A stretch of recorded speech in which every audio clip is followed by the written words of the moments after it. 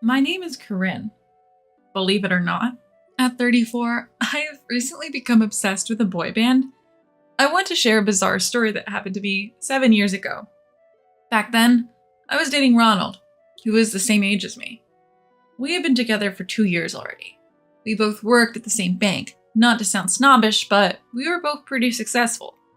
As a couple, we were thriving both financially and career-wise at a young and vibrant age of 27. Naturally, we were both seriously considering marriage, or at least I was. However, no matter how long I waited, Ronald never proposed. Not only that, our dates started becoming less frequent. Eventually, he even stood me up. Worse yet, it was the day we were supposed to go see a movie I had been wanting to watch. It wasn't just about missing the movie, I felt like my feelings were being disregarded. I knew for a fact that Ronald wasn't busier than usual at work. If anything, his career seemed to be on a decline, especially compared to his colleagues. To put it simply, it had been overtaken by other coworkers. To make matters more complicated, I was getting signals at work that a promotion was coming my way. I couldn't help but think, am I going to hurt Ronald's pride with my promotion? Despite being angry about being stood up, I kept making excuses for him. After all, sometimes it's healthy to have some space in a relationship, right? Or so I thought. Fast forward 3 weeks. It was our first date since that infamous no-show. Ronald was late again. When I called him, he simply said, "Sorry, I forgot. I'll be there soon." Huh? Again? Annoyed, but not wanting to fight, I waited at the restaurant we agreed upon. When Ronald finally showed up, he seemed distracted, as if his mind was elsewhere. I couldn't enjoy our time together.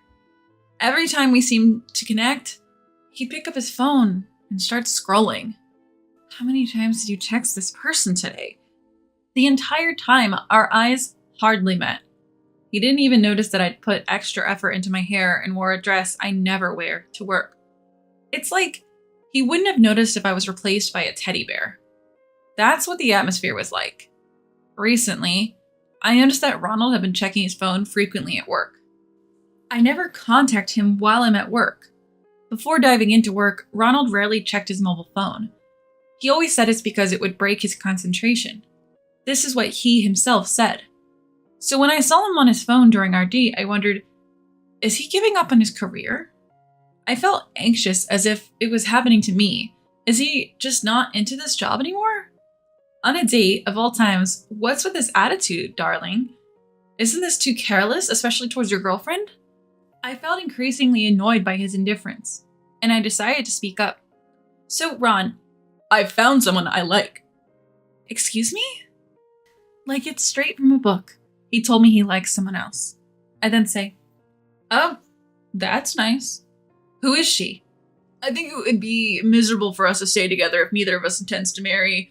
It's better if we're with someone we actually like." It seemed he didn't realize how absurd it was to say he'd found someone else. What he says boils down to, I've been keeping a marriageable woman at my side with no intention to marry. "I'm sure you understand." "No, I don't understand. At all." I replied without missing a beat. My tone was harsh. Anger took over me. Ronald seemed slightly taken aback. "What do you mean you found someone else? A coworker?" I started peppering him with questions like a child. He stammered. "I have a right to know. Are you just interested in her, or is this someone you already are involved with?" I didn't want to say it. Was he two-timing me? I felt torn between wanting to forget him and the fact that I still had feelings for him. I hated myself for not being able to despise him completely. "No, I haven't cheated on you." I felt somewhat relieved. He wasn't lying. So is he infatuated with someone? Naturally, I asked Ronald about that as well. Then Ronald dropped a bombshell. "I've realized I won't be able to advance further in my career, so I'm considering an arranged marriage with someone from a good family background." What? I was speechless. I never expected him to say something like that. Any remaining feelings I had for Ronald vanished. "You know, my older brother left home because he couldn't get along with our parents. They have high hopes for me and I want to meet their expectations, but I can't do it alone anymore. Marriage might be the answer, maybe climbing another ladder somewhere else," he tried to explain. Ronald always acts like such a goody two-shoes, who's all about family values, and I was getting tired of it. Who does this guy think he is? Even though we're the same age, all I see now is a man who's not even a lover anymore. Just a guy trying to marry into money because he knows he's lacking. My parents set me up in an arranged marriage with the daughter of a major furniture company CEO, and I knew she was the one. That's gotta be the shallowest "she's the one" I've ever heard. He's only after her family's wealth, isn't he? What happened to love? So you're not in love with a person, but a wallet? My gaze toward Ronald grows icier by the second. Ronald seems to notice, looking increasingly uncomfortable. So he does feel a bit guilty, but the conversation reaches an unbelievable climax. Given that we're getting married, I'd like us to break up. What? How many times am I going to have to say what today? If he wasn't two-timing me, we shouldn't have been dating. He only met her through an arranged marriage setup, so they've decided to get married? This might have happened among old nobility who married without ever having dated, but we're in the 21st century now. What's going on? Did your family time travel or something? So you're not even dating her, but you're getting married? Well, our parents said yes, so they told me to break up with you, Corin. Parents? Again? How old are you? How obedient can you be? I'm getting frustrated. But then it strikes me. I've heard a similar story recently. As Ronald begins to falter, I crack a smile. I'll break up with you, but you have to introduce me to her right now. You at least know her contact info, right? He looks panicked, not knowing what I'm thinking. If you don't, I won't break up with you. I press on. I would happily break up with him, but I had my suspicions. If I'm right, and I'm pretty sure I am, I concealed a grin as I imagined what would happen next. And indeed, despite Ronald's objections, I succeeded in getting him to call over his arranged marriage partner. Ronald suddenly stands up, looking past me. I realized his arranged partner must have arrived and quickly turned around. I burst into laughter, clutching my stomach. I know it's not ladylike, but I couldn't help it. His arranged partner also recognizes me and exclaims, Corin? Oh, I knew it. I was thinking this sounded familiar. There aren't many heiresses in this neighborhood having arranged marriages, you know. Laughing heartily, I approach my arranged marriage partner, take her hand, and guide her towards our table. Ronald, looking utterly confused, keeps repeating, What? What? Frederica, you didn't say no yet?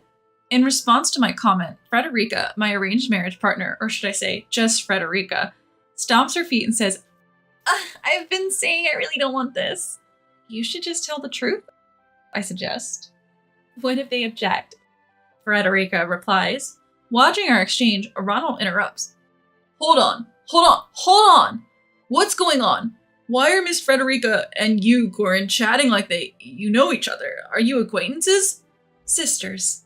What? Ronald's eyes widen, unable to keep up with my straightforward answer. Look, Frederica is my fraternal twin sister. You are proposing to my sister. What? But you have different last names. Stop lying. Ronald starts to get heated, and I playfully calm him down, saying, Whoa. No point in lying about this. Just chill. I am chill, but you have different last names and you don't even look alike. Or do you? Apparently, he's starting to see the resemblance. He keeps comparing our faces. I don't blame him. Most people have the same reaction when they see us sisters. Not all twins look like copies of each other, you know. There are many twins who don't look alike. There was a time when I mentioned our parents got divorced when I was in high school. I never talked about having a sister. Mom took me and Dad took Frederica. That's why we have different last names. No way, such a story. I didn't want this story either. A love triangle involving my sister and her arranged marriage, but it perfectly matches what I heard from Frederica the other day. I can't help but suppress a laugh. This time, I just let it out. Corin, listen, don't get me wrong. It's not like I want to be with him or anything.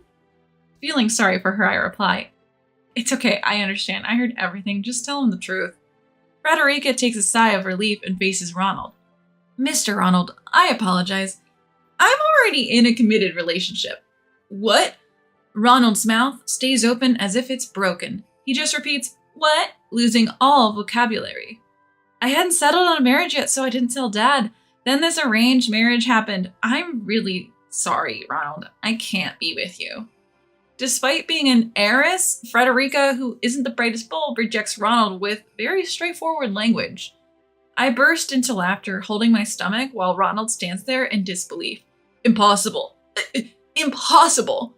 Confused Ronald and a relieved yet hesitant Frederica make quite the picture. Miss Frederica, could you consider? Sorry, I can't do it. I came to tell you that today. Frederica apologizes, yet the word can't comes out with undeniable force. Ronald freezes, eyes wide, as if he's lost his soul. His expression is so funny, it's painful to look at. Stomach and throat hurt from trying not to laugh. Can you at least tell me why you can't? Ronald persists, wanting a reason despite the blunt can't. It's clear that his motivation has nothing to do with affection for Frederica. I feel contempt more than disbelief at his obvious desire for Frederica's wealth. Probably because everything about you is a no-go, Frederica's boyfriend is a successful entrepreneur, a CEO of an IT company. She's not going to choose a man like you who's looking to marry up. Everyone thinks her current boyfriend is the better choice. I throw Frederica a lifeline, to which she shyly replies, I really like him. His face, his personality, everything. That's why it won't work. In other words, she's indirectly telling Ronald she doesn't like anything about him. As for Ronald, well, his face isn't bad, but his personality is another story. I totally get why Frederica wants to end things this way. Besides, my boyfriend isn't looking for an arranged marriage. I just found out you were dating Corinne. Marrying someone who would betray her is just unthinkable. The sharpest no Frederica has ever delivered. I almost applaud. Corinne, can I go? I have plans with him. Frederica says. Yeah, sure. Take care. I reply. Ronald tries to stop her, but Frederica firmly apologizes and leaves. All right, I'm leaving too. Take care, I say to Ronald, but he doesn't react. Maybe he's too shocked to be interesting anymore? Listen, one last thing. My mom originally had an arranged marriage with my dad. Know what that means? Finally, Ronald meets my eyes, looking confused. It means my mom's family was prestigious enough to arrange a marriage with a CEO like my dad. My mom is now the CEO of a company allied with Dad's. Yes, our parents married to strengthen their company's alliances. Mom was the second daughter. She wasn't supposed to be a CEO, but the eldest son's health issues and the company's poor performance changed that. And this happened 6 months ago. Ronald didn't know because I felt it was irrelevant to us. What? Then you are... Facing a pale Ronald, I flash a peace sign and smile. Yep, I'm the heiress you were after. Bye now. Just as I'm about to leave. Wait, I was wrong. I realized you're the one for me after all. Ronald blocks my way, clutching the hem of my dress. The apology feels cheap. Listen, I'm not some cheap woman who'll marry anyone with money. I don't want a man who's less competent than me and aiming to marry up. No, thank you. I angrily yelled, Don't you ever touch me again, and shrugged off the hem of my skirt he had grabbed. I heard Ronald sobbing from behind me saying, It wasn't supposed to be like this. But I didn't turn back. Later, I spread the story at work in a lighthearted manner. One colleague praised me. Go Corinne! While another encouraged me. You did the right thing breaking up. I can introduce you to someone nice. As my reputation soared, Ronald's image and standing plummeted beyond repair. He lost the trust of our boss, and his career prospects took a nosedive. The gossip even reached other branches where Ronald's classmates worked, making matters worse. Since Ronald brought this upon himself, no one took his side, no matter how much he was badmouthed. Before I knew it, the rumor evolved. He proposed to triplets and tried to marry them all. What a loser! In reality, they were twins, and the proposal was a bit of a stretch, but the guy was a jerk regardless, so I didn't bother to correct the rumor. Eventually, Ronald felt so ostracized he resigned. In a tough job market, he struggled to find a new job, and when he did, the workplace went bankrupt. I heard he's still unemployed. What a waste of his so-called elite status. Meanwhile, Frederica introduced her boyfriend to Dad and got married amid comments like, Why didn't you introduce this amazing guy sooner? I also got promoted and was climbing the corporate ladder that Ronald had abandoned. When I was past 30, I married an accountant a coworker introduced me to, and quit my job to focus on raising our 2 daughters. I could afford to be a stay-at-home mom thanks to my husband's hard work. Back when I was in my 20s, I had dreamt of marrying an elite banker, and I've been restless in my indecisive relationship. Now I'm grateful I didn't end up with a man who's like a fruit fly, attracted only to what others have. Marrying in haste can turn out to be a mistake. Now I plan to share my experiences with my daughters, teaching them to steer clear of men who are only after marital gains.